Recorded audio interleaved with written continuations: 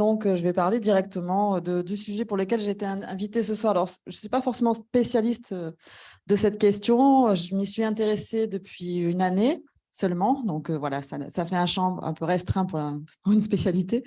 Mais on va voir, c'est quand même une question qui est très intéressante, récente de toute façon dans la littérature et sur lesquelles on a pas mal de choses, pas mal d'éléments. Donc, je vais essayer de les partager avec vous ce soir.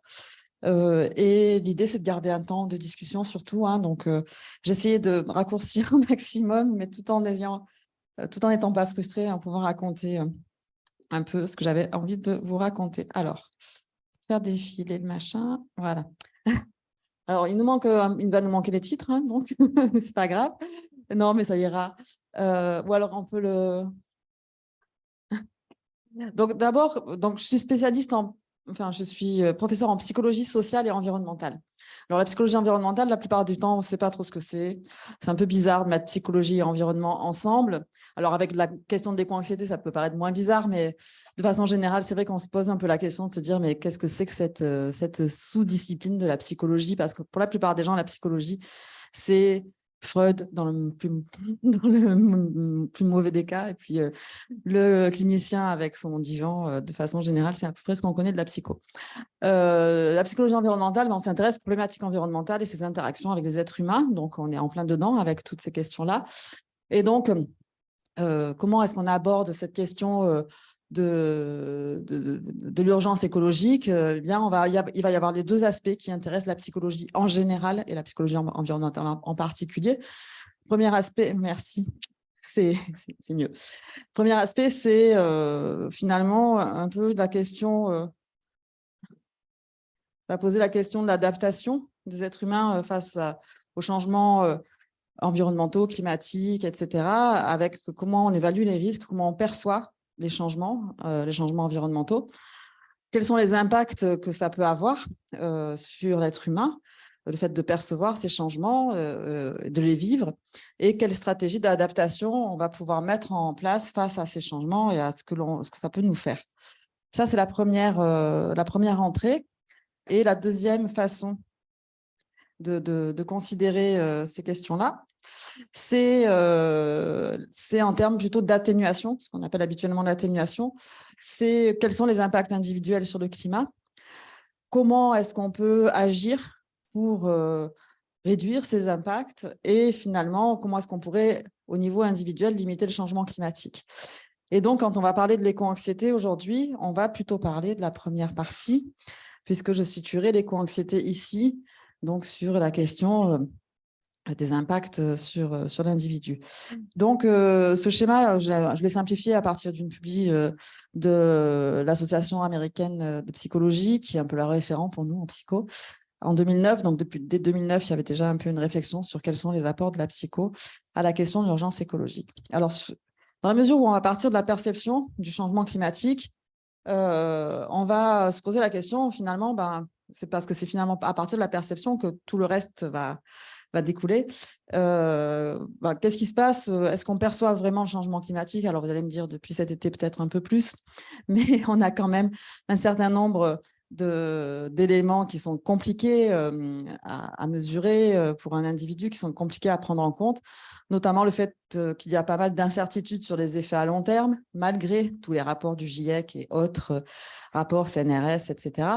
Parce que finalement, le fait de parler de plus 2 degrés, voire plus 4 degrés, etc., ça n'a pas beaucoup de sens pour nous. On ne sait pas trop bien à quoi ça correspond et les impacts, ils ne sont pas ou peu finalement perceptibles directement. On a du mal à comprendre ce que ça signifie et donc on a du mal à comprendre aussi à quoi correspond ce problème. D'autant plus que les médias, à travers différents types d'informations, les types de communication qui ont été mis en œuvre depuis, je dirais, déjà une vingtaine d'années, vont être un peu, je pense, à côté de la plaque par rapport à ces questions-là. J'ai un regard assez critique sur la place des médias par rapport à toutes ces questions-là, parce qu'on va souvent avoir, alors j'ai mis ici cette photo de cet ours polaire un peu perdu sur sa glace. Et c'est souvent ce genre de photos qu'on met pour faire penser au changement climatique, à l'urgence écologique, etc. Mais c'est quelque chose qui est très éloigné de nous et on a du mal à identifier le lien avec nos actions. En quoi le fait de prendre ma voiture tous les jours, ça va avoir un impact sur cette ours polaire? Franchement, j'en sais rien. On a du mal à identifier nos actions par rapport à ça. Et puis, on va avoir du mal aussi à comprendre finalement qu'est-ce qu'on doit faire si on veut vraiment agir par rapport au climat et puis par rapport de façon générale aux changements environnementaux. On ne sait pas finalement qu'est-ce qu'il faut faire. Et c'est un peu compliqué à comprendre. Donc, en ce moment, je m'intéresse pas mal à cette question de l'inaction climatique et on va voir que c'est très lié à ces questions d'éco-anxiété.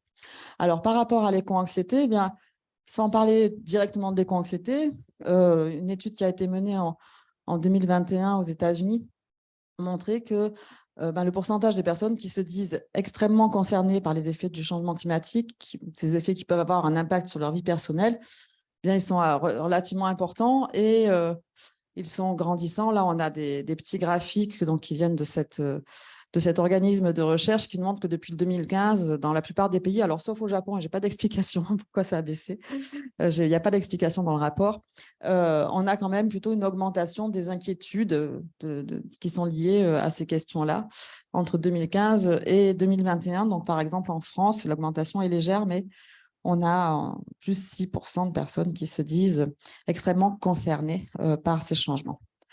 Alors, ça nous amène à parler donc de cette éco-anxiété. On a essayé d'y arriver assez rapidement au concept de l'éco-anxiété. On va dire qu'il est apparu depuis une dizaine d'années dans les médias et dans la littérature. Je suis gentille en disant une dizaine d'années, je pense que c'est un peu moins. Il est souvent ce concept un peu flou, un peu mal défini. On va voir comment, pourquoi. Parce que finalement, on met pas mal de choses là-dedans. Et même dans les articles scientifiques en psychologie, tous les auteurs ne sont pas raccords, on va dire, sur la façon de définir l'éco-anxiété. Alors, pour faire simple, on peut dire que c'est une forme de stress qui est ressentie face aux changements environnementaux, au dérèglement climatique et à ses conséquences. Alors, on parle d'anxiété ou de stress. Vous allez me dire déjà, il y a un petit décalage. Alors, très souvent, même en psychologie clinique, anxiété et stress sont souvent utilisés comme des synonymes. Et voilà, ça va être des choses qui sont très, très proches, sauf quand on va vraiment les définir et les mesurer avec des échelles spécifiques. Ensuite, l'éco-anxiété, donc, je vous ai mis ici quelques définitions pour vous montrer que finalement, on va utiliser des termes un peu différents et puis on va utiliser par conséquent un univers linguistique qui est associé à des émotions négatives.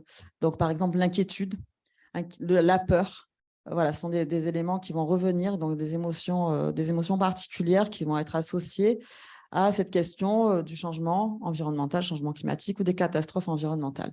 Donc, par exemple, Searle and Go, en 2010, ont défini l'éco-anxiété comme l'inquiétude et l'anxiété excessive au sujet du changement climatique. Ensuite, Suzanne Clayton, alors c'est un peu celle qui a le plus écrit sur cette question-là, elle a défini en 2017, toujours auprès de l'Association de psychologie américaine, comme une peur chronique de la catastrophe environnementale. Et ensuite, on a d'autres définitions, comme celle de Helm et collaborateurs, qui parlent d'une inquiétude grave et invalidante liée à un environnement naturel changeant et incertain.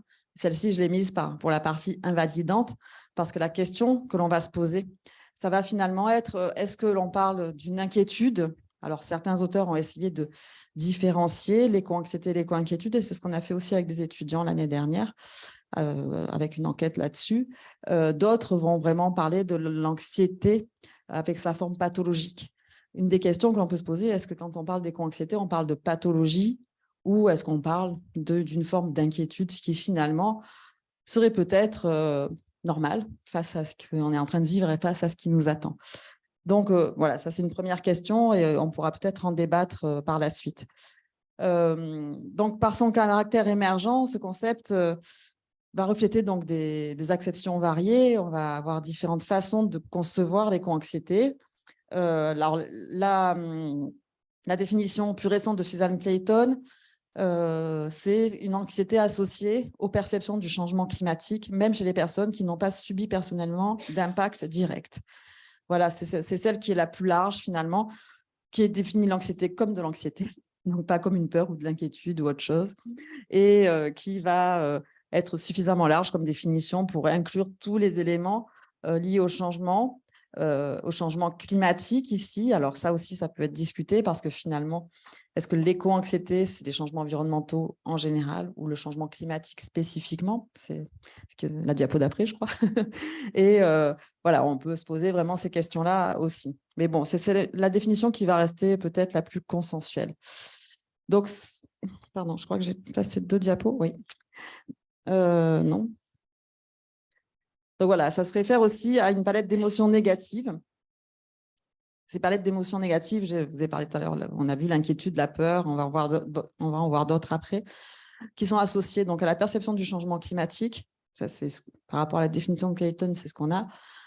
La crainte de voir les conditions environnementales se dégrader, c'est aussi un élément qui va être important. La crainte de vivre une catastrophe environnementale, donc certains auteurs vont vraiment parler de cette crainte de vivre l'effondrement environnemental, et donc on va voir qu'il y a donc ici le point suivant, la peur de l'effondrement, qui va faire référence à la collapsologie, et je ferai référence un peu plus tard dans cette présentation à l'observatoire du collapse, l'observatoire national du collapse, avec quelques éléments, quelques données.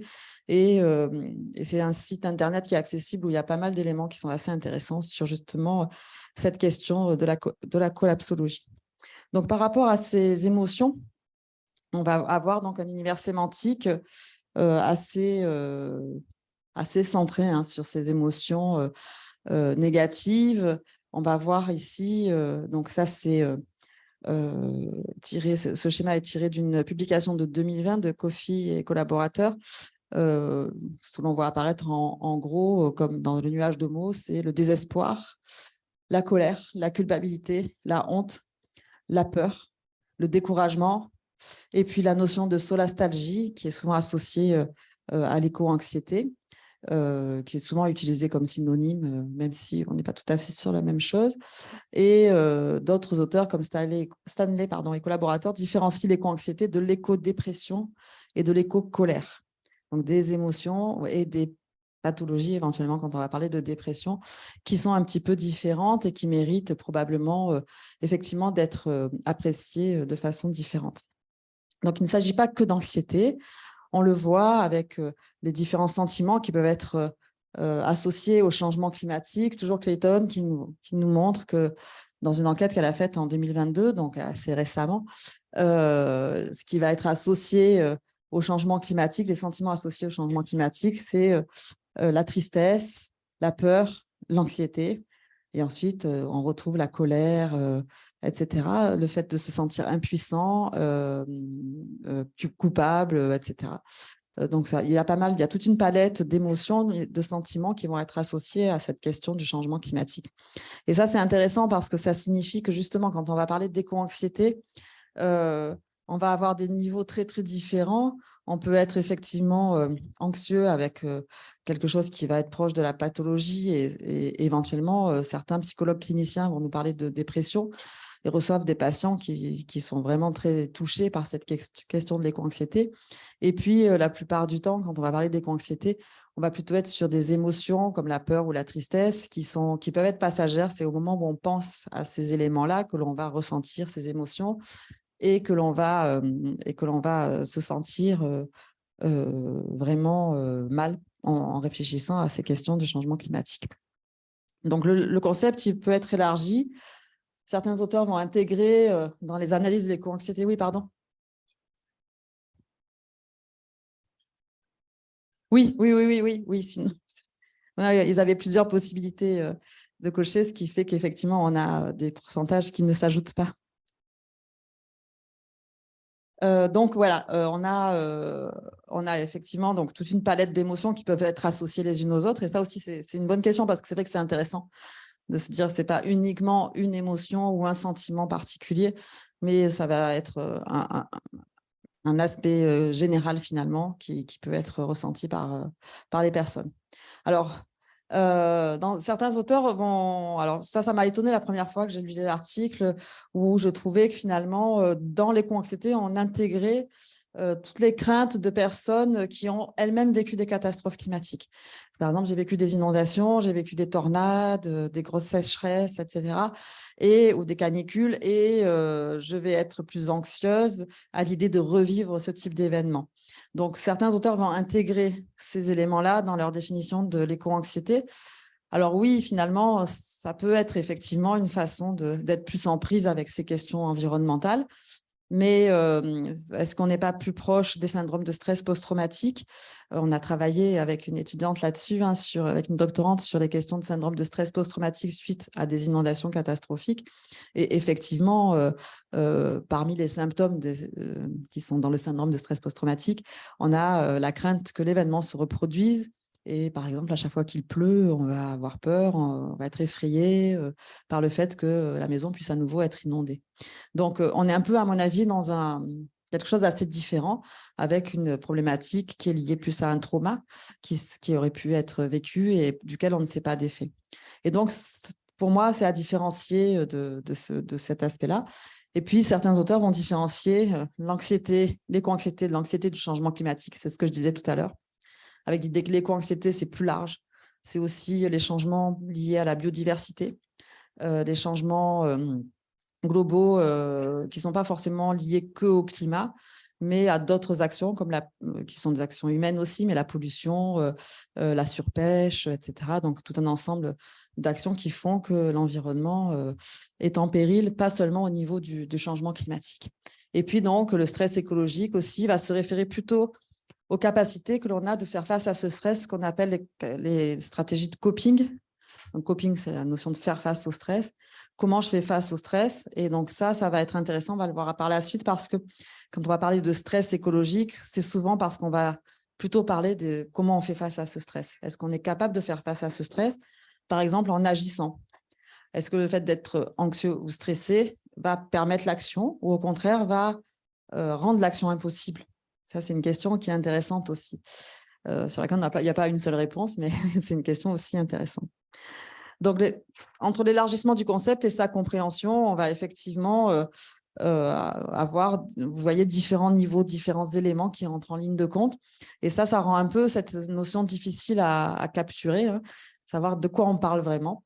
Donc, l'éco-anxiété, ça va souvent dépasser l'anxiété relative à l'avenir environnemental. C'est souvent une anxiété très générale au sujet de l'environnement.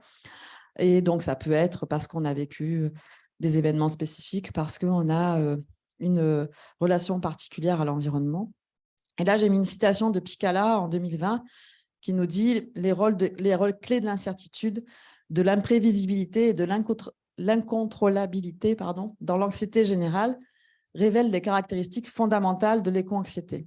Et donc, ça renvoie à ce que je disais au tout début de cette présentation.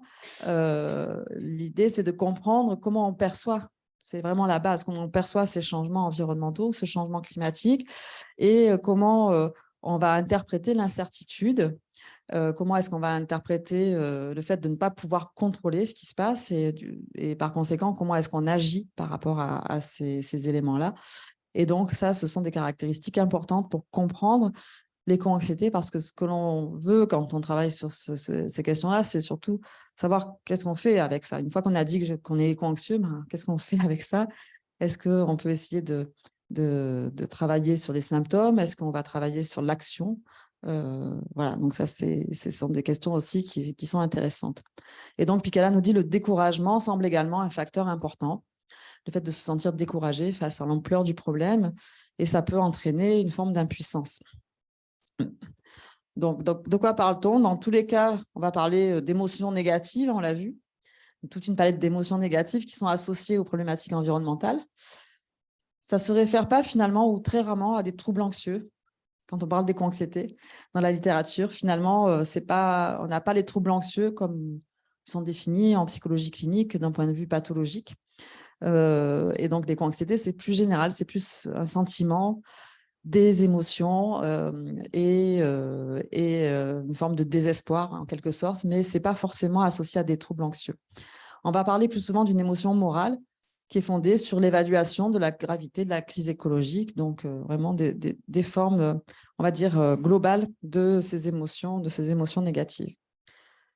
Une autre question qui a pas mal intéressé les auteurs, qui nous a intéressé également, c'est qui sont les éco-anxieux. Alors, est-ce qu'il y a un profil type de l'éco-anxieux? Donc, on va avoir un lien fort de l'éco-anxiété avec des craintes qui sont relatives à l'avenir, des craintes qui peuvent être éco-centrées, c'est-à-dire centrées sur l'environnement, sur les problématiques écologiques, mais aussi des craintes égocentrées, des craintes sur moi, comment je vais vivre dans cet environnement, est-ce que je vais pouvoir élever mes enfants et mes petits-enfants dans un environnement dégradé. Et donc ça, c'est plutôt des craintes égocentrées. Comment moi, en tant qu'être humain et ma famille, comment je peux envisager. Par exemple, là, on est en train de travailler avec des étudiants de master sur le lien entre l'éco-anxiété et le désir d'enfant. Est-ce que l'éco-anxiété peut avoir un impact sur les désirs d'enfant? Donc voilà, on est en train de lancer la recherche à la fin de l'année universitaire. On aura des réponses là-dessus, j'espère. Parce qu'effectivement, il y a peut-être un lien, mais pour l'instant, personne ne l'a vraiment montré. A priori, les jeunes, bon, alors jeunes, c'est moins de 35 ans, donc ça, on va dire des jeunes et des moins jeunes, ils seraient plus sensibles. C'est ce que Kofi et les collaborateurs ont montré. Clayton, elle retrouve aussi un peu cette idée que les jeunes sont plus sensibles à l'éco-anxiété, mais on ne va pas toujours retrouver ce résultat. Nous, on ne l'a pas retrouvé dans nos études. On n'avait pas forcément de différence entre les jeunes et les plus âgés. Et parfois, dans certains échantillons, les plus âgés peuvent être plus éco-anxieux. Alors, ça va dépendre un peu de comment on échantillonne nos sujets pour nos enquêtes. Mais nous, on avait regardé dans des groupes de réseaux sociaux d'éco-anxieux. Et donc, dans ces groupes-là, on avait plus de personnes âgées. Donc, que ce soit... Alors, peut-être parce que c'est des groupes de vieux, genre Facebook, maintenant, c'est un réseau de vieux. Mais voilà, on avait plus de sujets âgés. Donc, finalement, l'éco-anxiété va se retrouver quand même chez les sujets, quel que soit leur âge, même s'il semblerait que les jeunes y soient plus sensibles. D'autres caractéristiques qui peuvent être des caractéristiques plus personnelles, plus individuelles. Certaines personnes vont être plus sujettes à l'anxiété de façon générale. Donc, cette sensibilité à l'anxiété peut être associée. Et puis, le fait d'être exposé à des indicateurs du changement climatique, par exemple les agriculteurs, qui vont voir les indicateurs dans leur travail quotidien. Les personnes qui travailleraient dans le climat, voilà, ce sont des personnes qui, du coup, seront plus confrontées à ces indicateurs et qui seraient plus éco-anxieuses. Aussi les personnes qui sont impactées par des événements climatiques extrêmes. Alors, j'ai parlé Alors, TSPT, c'est les troubles de stress post-traumatique aussi, et qui vont pouvoir parfois développer de la dépression, de l'anxiété, des idées de suicide. Donc là, on est vraiment sur des formes dépressives importantes. Et l'idée, c'est qu'effectivement, si on a vécu une catastrophe liée au climat, par exemple une inondation, ça peut entraîner la perte de son habitat. Quelque chose qu'on pensait intemporel, quelque chose qui est rassurant, c'est l'habitation, c'est la sécurité. Et si on perd son logement dans une catastrophe, eh bien, ça peut créer vraiment des troubles anxieux assez importants. Donc, on peut être plus sensible à cette éco-anxiété dans ce cas-là. Et puis, ici, c'est illustré par la sécheresse, c'est un lac qui disparaît. Et donc, si le lac disparaît, les habitants du lac n'existent plus. Il va falloir qu'ils se déplacent. Et donc, ça peut aussi entraîner de l'éco-anxiété. Évidemment, les personnes plus vulnérables socialement, géographiquement, physiologiquement seront peut-être plus anxieuses au fait de ressentir plus personnellement aussi des effets du changement climatique. Et donc, finalement, ça va nous poser la question de cette éco-anxiété. Est-ce que c'est une pathologie? Donc, c'est la question que je posais tout à l'heure.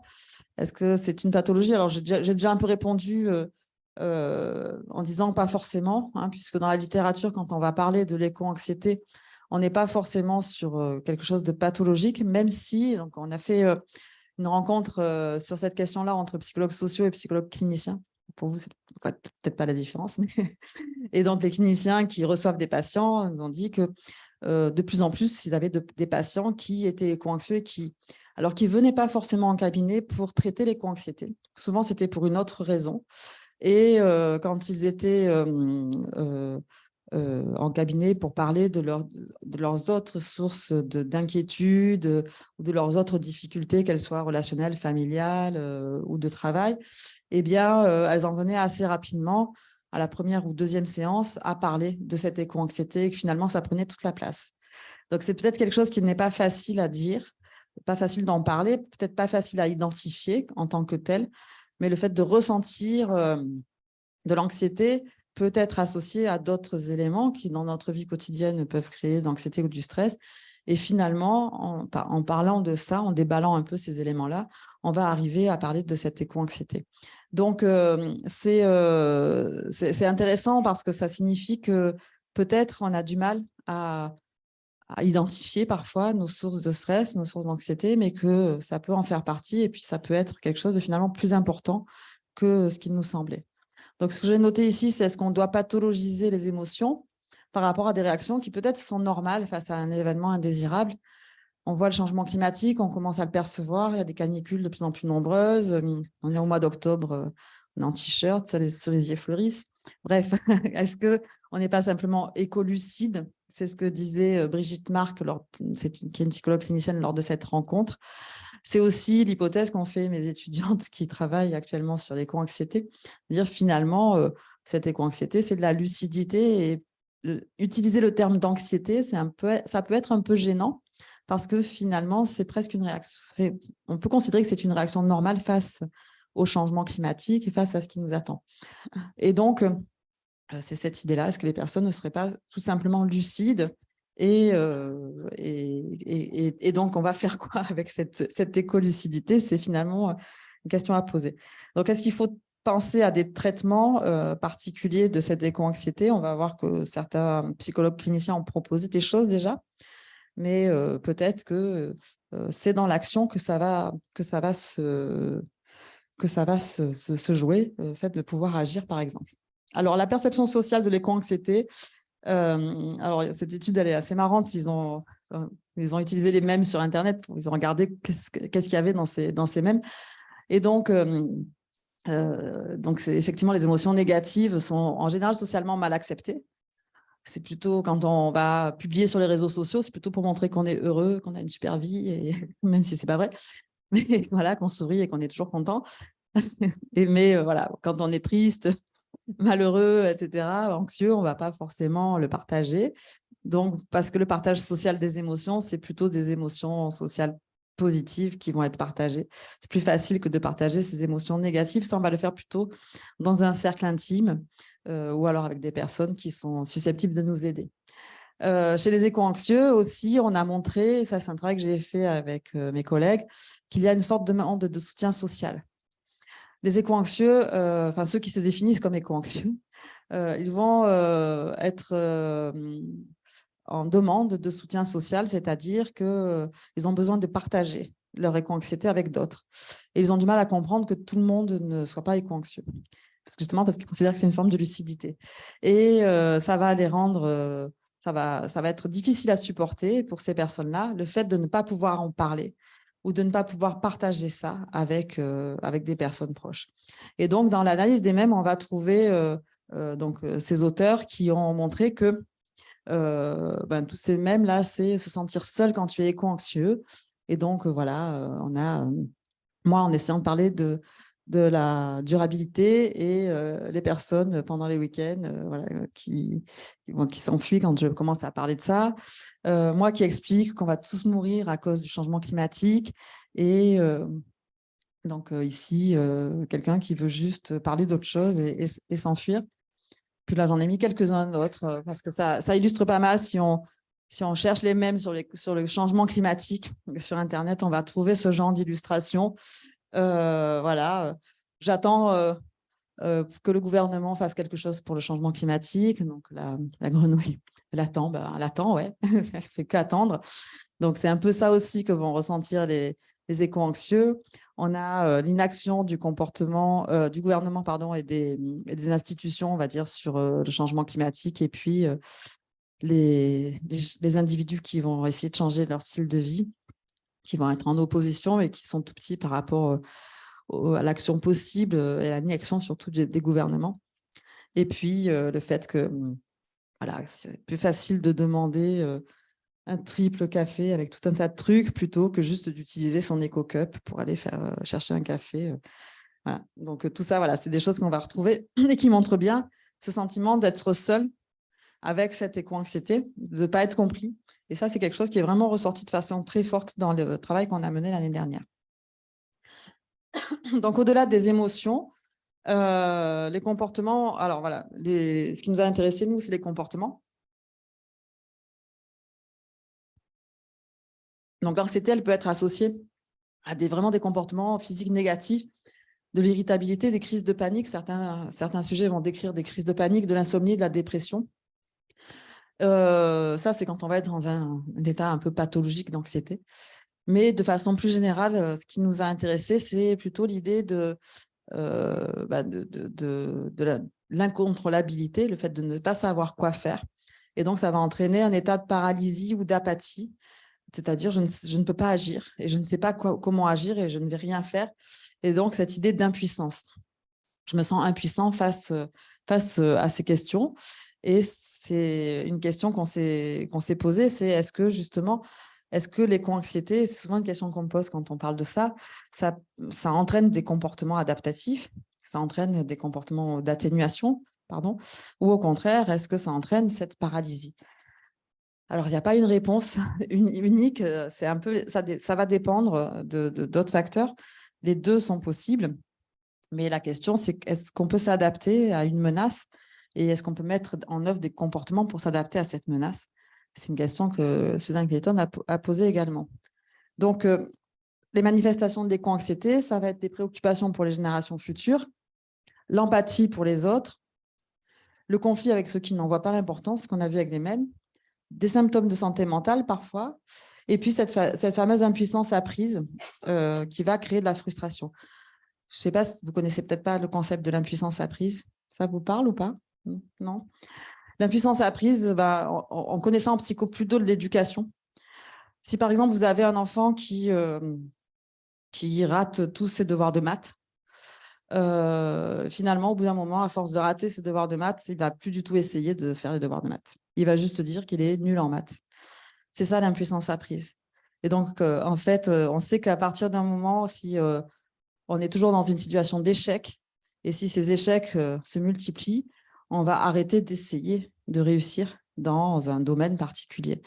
Donc, en psycho de l'éducation, on connaît bien ça, ce qui a amené à des pratiques pédagogiques un peu différentes. C'est-à-dire, si je vois que l'élève rate un examen ou rate plusieurs fois l'exercice de maths, on va essayer de lui en donner des plus faciles pour lui permettre de réussir et puis petit à petit retrouver un niveau. Alors, ce qui n'est pas forcément évident, mais en tout cas, c'est la méthode qui est préconisée.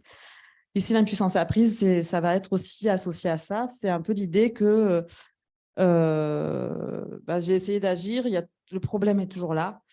Quelle que soit l'action qu'on mène, on n'a pas l'impression que ça puisse avoir un impact ni sur le changement climatique, évidemment, mais pas non plus sur la société, pas non plus sur mes proches. Ça ne fait pas prendre conscience aux autres de quoi que ce soit. Et donc, finalement, on va se sentir frustré avec cette notion d'impuissance apprise. Et donc, c'est ça qui peut créer cette fameuse paralysie, le fait de ne pas savoir comment agir et puis d'abandonner finalement l'action. Et ça, c'est quelque chose qui est assez important à comprendre, parce que donc, cet état de paralysie est déjà connu en psychologie sociale, comme je vous l'ai dit, notamment dans les apprentissages. Et donc, la question, c'est que l'éco-anxiété pourrait effectivement être associée à de l'impuissance apprise et à l'impossibilité, le sentiment d'impossibilité d'agir pour améliorer la situation. Et c'est aussi souvent ce qu'on va trouver dans les arguments des personnes qui ne veulent pas agir pour l'environnement, c'est le fait que l'action individuelle ne sert à rien et qu'il faudrait que ce soit plutôt les gouvernements ou les multinationales qui agissent. Mais il y a aussi des aspects positifs. C'est pour ça que je disais, il n'y a pas qu'une réponse à cette question. Des aspects positifs avec l'idée que l'éco-anxiété, elle peut être associée à des sentiments d'espoir. Donc, il n'y a pas que des sentiments négatifs, il peut aussi y avoir de l'espoir. L'idée de la possibilité d'agir, elle peut exister et elle peut entraîner l'éco-anxiété, des actions individuelles et surtout des actions collectives. C'est surtout dans les actions collectives que l'on va voir des différences. Et ce qu'ont montré certains auteurs, c'est que l'action collective et individuelle, elle est surtout importante avec l'éco-colère. Les gens qui sont en colère, face au changement climatique, eh bien, ceux-là, ce sont ceux qui vont être plus capables d'agir. D'où l'idée de différencier un peu les émotions. Et donc, des collègues de l'Université de Nantes, donc Hélène Jalin et ses collaborateurs, ont essayé de mettre en place une échelle pour mesurer l'éco-anxiété et 3 grandes dimensions qui leur ont paru intéressantes. Donc, ils sont en train de travailler encore là-dessus. Les manifestations anxio-dépressives, donc est-ce que c'est vraiment sur les manifestations pathologiques? Les perturbations relationnelles, avec l'idée que justement, tout ce qui est lié au soutien social et aux relations aux autres va être vraiment important dans l'éco-anxiété. Et puis les obsessions écologiques. Donc, il y a 3 dimensions dans ces mesures. Et elles ont montré que la dimension obsession écologique, elle est corrélée avec l'adoption de comportements écologiques. Donc, si c'est sur cette dimension-là d'éco-anxiété que je suis plus, j'ai un score plus élevé, eh bien ça va m'amener à agir parce que je suis un peu obsédée par ces questions écologiques et là, je peux agir. En revanche, les difficultés relationnelles, les perturbations relationnelles qui sont associées à l'éco-anxiété, elles vont être négativement corrélées avec l'action écologique. Donc, vous voyez, ce n'est pas si simple, c'est multidimensionnel et chacune de ces dimensions va avoir un impact différent sur nos capacités d'agir ou pas et notre façon de considérer nos capacités d'agir aussi. Est-ce que ça vaut le coup d'agir ou pas?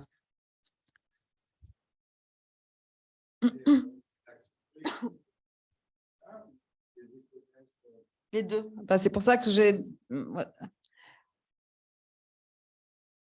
Alors, les comportements écologiques, le plus souvent, c'est des éco-gestes qui vont être associés au comportement écologique. Mais là aussi, on les mesure avec des échelles où il y a différents types de comportements. Et ça va des éco-gestes à l'engagement militant, donc qui va être... Mais on est plus sur de l'action individuelle ici, mais l'action collective, elle va être mesurée avec l'engagement militant, le fait de participer à des associations qui vont avoir une action écologique. Mais donc, on est sur les 2 aspects, mais la plus grande partie de ces échelles mesure plutôt les éco-gestes. Et bon, après, c'est discutable, hein, parce qu'effectivement, sur ces mesures-là, bon, voilà, les éco-gestes qui sont mesurés sont un peu dépassés parfois. On va dire ça comme ça. Donc, là, je vous ai parlé du coping, là, cette idée de faire face au stress. Est-ce que l'éco-anxiété est associée à des stratégies de coping? On va parler de stratégies de coping. Et donc, dans les stratégies de coping, on a, par exemple, le coping basé sur l'optimisme, c'est-à-dire penser que tout va s'arranger. C'est ça, le coping optimiste. C'est négativement corrélé avec les comportements pro-environnementaux, ce qui est assez logique. C'est-à-dire, si je pense que tout va s'arranger, par exemple parce que la technologie va forcément arranger les choses, eh bien, il n'y a pas de raison que j'agisse pour l'environnement. En revanche, le pessimisme serait plus corrélé avec l'adoption de ces comportements. On est toujours sur des éco-gestes ici, dans ces recherches-là. Et c'est là que je vais faire référence à l'Observatoire du vécu du collapse. Donc, je vous invite à regarder ce site parce que c'est une enquête qui est assez précise, assez fouillée sur cette question de la collapsologie. Et donc, eux, ils vont au contraire montrer que ce n'est pas forcément l'optimisme ou le pessimisme qui va être associé à l'action, puisqu'ils vont répartir, suite à leur enquête, la population selon 4 sociotypes qui vont croiser le moral et l'engagement. Donc, est-ce qu'on est pessimiste ou optimiste et actif ou inactif? Et donc, on va avoir à peu près entre 20 et 25%, entre 20 et 30% dans chacune des cases.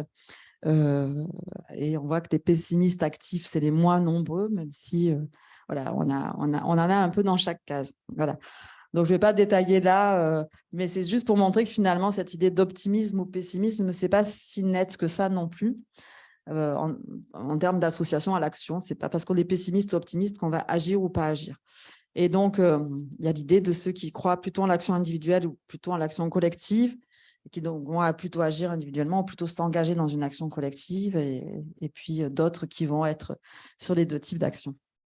Je passe rapidement, si ça vous va, on pourra revenir dans la discussion si vous le souhaitez. Un autre point, pardon, c'est la question de la connexion à la nature.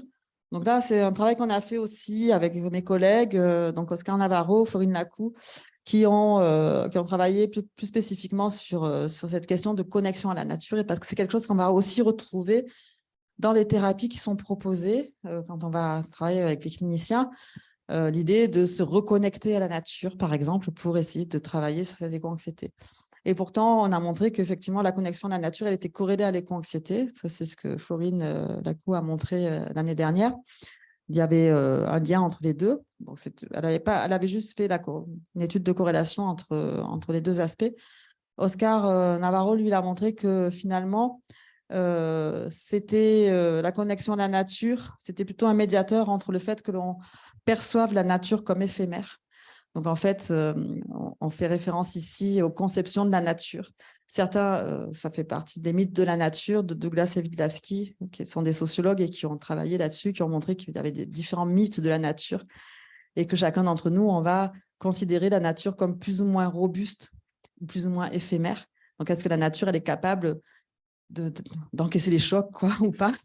Et donc, quand on perçoit la nature comme éphémère, eh bien là, on va avoir tendance à être plus connecté à la nature, à rechercher plus la connexion à la nature, et c'est là qu'on risque d'être plus éco-anxieux. Et donc, la connexion à la nature serait plutôt un médiateur du fait qu'on perçoive la nature comme éphémère et notre éco-anxiété. Mais c'est un domaine qui est intéressant parce que sur la connexion à la nature, il y a de plus en plus de travaux sur le fait que ça, voilà, est-ce que le fait de se connecter à la nature, d'aller faire des promenades en forêt, d'aller rechercher plus le contact avec la nature, que ce soit important, est-ce que ça va avoir un impact positif ou négatif sur nos modes de vie? Et c'est souvent quelque chose qui va être utilisé, donc, comme je le disais, dans les approches un peu thérapeutiques. Donc, pour terminer, justement, sur ces approches thérapeutiques, quelque chose qui nous a été discuté par Roland Poinceau à ces fameuses rencontres entre cliniciens et psychologues sociaux. C'était voilà, un exemple de thérapie qui a été mis en place, qui est vraiment un programme avec le mindfulness, c'est-à-dire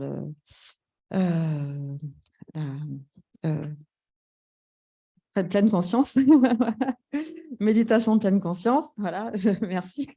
Donc, travailler avec la méditation de pleine conscience en relation avec l'action environnementale, l'action climatique. Et donc, voilà, dans ce programme, parce que c'est vraiment un programme avec plusieurs séances sur la méditation de pleine conscience, l'idée, c'était de travailler sur la relation entre la pleine conscience et l'éco-anxiété, avec une séance basée sur l'éveil, sur le bien-être subjectif, sur la connexion avec la nature, justement. Aussi les tendances prosociales, puisque en général, il y a un lien entre la connexion à la nature et le fait qu'on va être prosocial, donc plutôt tourné vers les autres plutôt que vers soi-même seulement. L'identification à des valeurs intrinsèques qui sont associées à l'environnement et l'ouverture à de nouvelles expériences qui sont aussi des éléments qui semblent être associés à ces éléments positifs de relation avec la nature. Donc voilà, ça c'était un exemple. Moi, je ne suis pas spécialiste de ça. Je vous le présente juste parce que je sais que c'est un peu parfois ce qui est attendu quand on voit un psychologue arriver. Voilà, c'est peut-être un peu les aspects thérapeutiques. Mais c'est vraiment pas ma partie. Je vous le présente pour vous montrer que déjà aujourd'hui, en 2022, il y a des programmes qui ont été réfléchis autour de ça. Des programmes d'accompagnement, donc avec ces programmes de pleine conscience associés à l'éco-anxiété, donc essayer de réfléchir à des approches thérapeutiques pour travailler sur ces questions d'éco-anxiété. Voilà, pour conclure vraiment, parce que je dis pour conclure pendant plusieurs diapos, mais là, c'est vraiment la dernière, pour vraiment avoir du temps pour discuter. Et j'aurais en plus tenu mon timing à peu près. Alors aujourd'hui, moi je trouve, alors ça n'engage que moi, là, qu'on a besoin de plus de connaissances sur les prédicteurs d'éco-anxiété. Est-ce qu'on peut prédire qui va être éco-anxieux ou pas? Donc on a vu qu'il y avait des éléments déjà, des personnes plus sujettes à cette éco-anxiété. Alors pourquoi c'est important? Les prédicteurs d'éco-anxiété, parce que si on peut travailler justement en amont pour éviter, surtout si on est sur un aspect pathologique, donc le fait de comprendre d'où vient l'éco-anxiété, à quoi elle est associée, ça peut permettre de travailler là-dessus. Les liens entre l'éco-anxiété et l'activisme ou la passivité, ça, je trouve que c'est quelque chose d'important. En tout cas, moi, j'ai besoin que ce soit concret, donc on est vraiment ces liens-là m'intéressent particulièrement. Et puis donc les thérapies pour mes collègues cliniciens sont vraiment en train de se développer autour de ces questions-là. Alors J'insiste un peu là-dessus parce que j'ai écouté plusieurs émissions de radio, notamment sur France Inter, donc ce qui est quand même relativement sérieuse comme radio, où des cliniciens, voilà, par exemple, ce qu'ils proposaient, c'était d'aller faire leur séance au lieu d'être dans leur cabinet, c'était dans un parc. Bon, alors oui, connexion à la nature, mais je ne suis pas certaine que ce soit. Enfin, voilà, je ne trouve pas ça hyper sérieux, quoi. Voilà, mais bon, là aussi, on peut en discuter. Encore une fois, je ne suis pas clinicienne, donc je ne suis peut-être pas la mieux placée pour juger de ça, mais je trouvais que c'était un peu léger comme façon d'adapter sa pratique à cette problématique spécifique parce qu'elle est sûrement plus complexe que ça. C'est juste faire sa séance en étant en train de se promener dans un parc. Je suis un peu sceptique sur les effets vraiment profonds de cette façon de pratiquer la thérapie. J'aurais plus confiance dans la partie mindfulness parce qu'effectivement, on connaît maintenant dans les thérapies cognitives et comportementales, on sait que c'est quelque chose qui peut être assez bénéfique et qui peut rapporter un niveau de bien-être un peu plus élevé. Donc, sur les notions d'anxiété, en tout cas, pas forcément sur l'éco-anxiété, mais sur l'anxiété en général, ce sont des pratiques qui se sont avérées positives. Voilà, je vais m'arrêter ici pour de vrai et vous laisser la parole. Enfin, bien sûr, je ne vais pas arrêter de parler puisque si vous avez des questions, je vais y répondre. Je vous remercie pour votre attention.